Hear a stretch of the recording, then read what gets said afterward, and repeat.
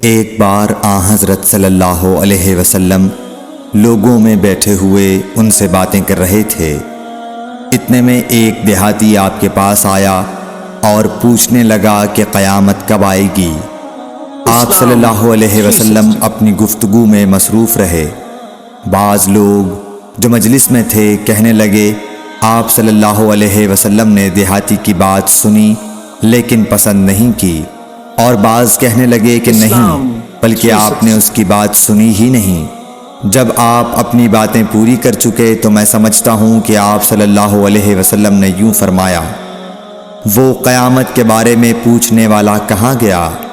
اس دیہاتی نے کہا حضور میں موجود ہوں۔ آپ نے فرمایا کہ جب امانت ایمانداری دنیا سے اٹھ جائے تو قیامت قائم ہونے کا انتظار کر۔ اس نے کہا ایمانداری اٹھنے کا کیا مطلب ہے؟ آپ صلی اللہ علیہ وسلم نے فرمایا کہ جب حکومت کے کاروبار نالائق لوگوں کو سونپ دیے جائیں تو قیامت کا انتظار کر۔